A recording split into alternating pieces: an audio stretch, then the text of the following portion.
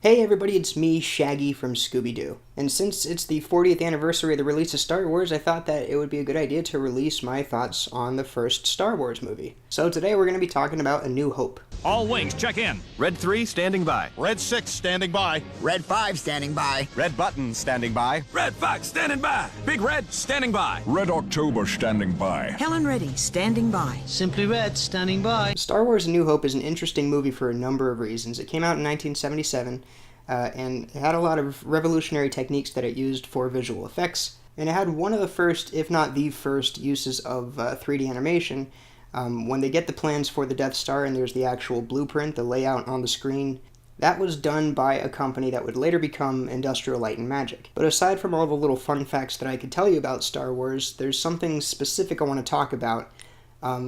It's what I think made the movie work so well. And in order to really understand what it is I'm talking about, I want to address the 5-point plot structure. I hear a lot of people talk about how movies just copy from other movies. I've seen a lot online that all the Marvel movies just follow a formula. The people who say this are right. They are following a formula. It's called the 5-point plot structure. It's a formula that has existed literally since the dawn of storytelling. And when using the 5-point plot structure, you break storytelling down to two categories. That's comedy and tragedy. And comedy isn't just something that makes you laugh. It's anything that has a happy ending. And tragedy is anything that has a sad ending. And here's a visualization of the plot structure for a comedy. And for tragedy, it's the same structure, you just flip it upside down. This is pretty basic stuff that they teach you if you're in film school or if you're learning about storytelling, if you're learning about Shakespeare, if you're in drama. So you may think that it's obvious what I'm telling you, but stick with me. I'm gonna come back to this. In A New Hope, a large portion of the movie takes place on the Death Star.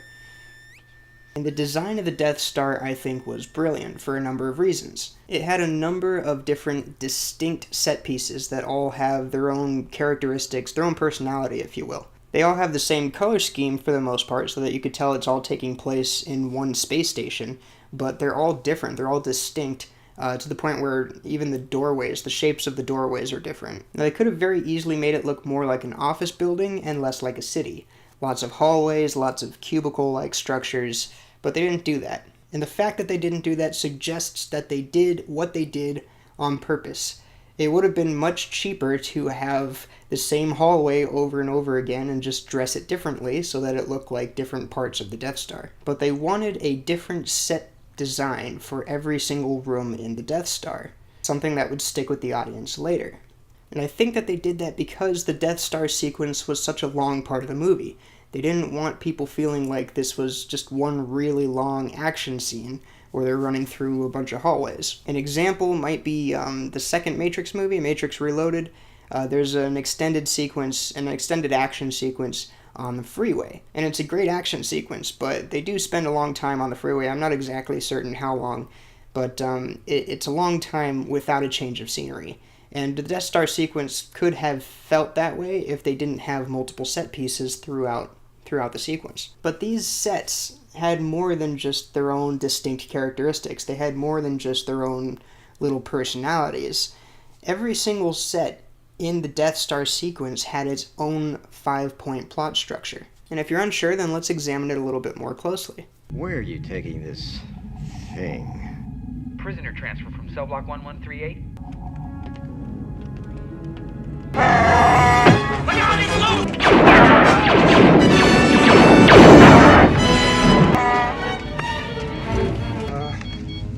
Everything's under control. Situation normal.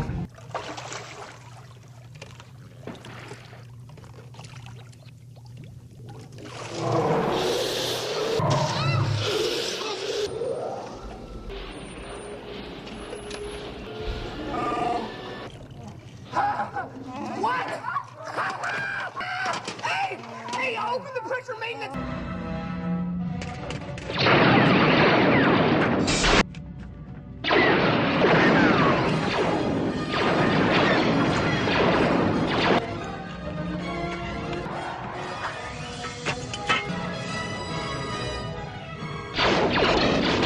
Them using this plot structure in every single set, I think that it allowed the audience to sit through an extended action sequence without being kind of exhausted from watching all this action. Because they were following a plot structure, there were moments of relief, times where the audience could kind of just let out a sigh of relief and focus on the next thing that's going to come up. So that's one thing that I think Star Wars did very well, with all of the different sets that they had. They made sure to give every set not only a distinct feel to it, a distinct look to it, but also its own little narrative. It's because every set has its own narrative that all of the sets are so memorable. And there were little things that made it work too, simple things that you might not even think about. Consider the fact that in any other sci-fi movie, you wouldn't even think that one of the robots might be a main character. But in Star Wars, you get it right away. R2-D2 and C-3PO are two of the first characters that you actually see in the movie. And then to establish that they actually are main characters, you then see a close-up of both of them. None of the soldiers are the main characters, and we understand that right away because they're all dressed the same, so there's nothing special about them. Princess Leia is different from everybody else there. She's dressed differently, so we know that she's special, in the same way that Darth Vader's dressed differently, so we know that he's special.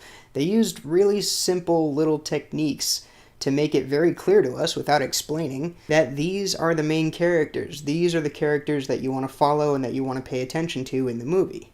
Obviously, the sound effects were great, and the music was great, and the characters were fantastic, but I don't think I'm going to get into the characters and the philosophies of the Force until I start talking about The Empire Strikes Back. But I hope you enjoyed this video. I mean, I didn't want to talk about things that are often addressed on the internet already. So I talked a little bit about Star Wars New Hope, but hopefully it was interesting. If you enjoyed my video, don't forget to like it, share it, and subscribe to my channel. Thanks for watching, and I will see you next time.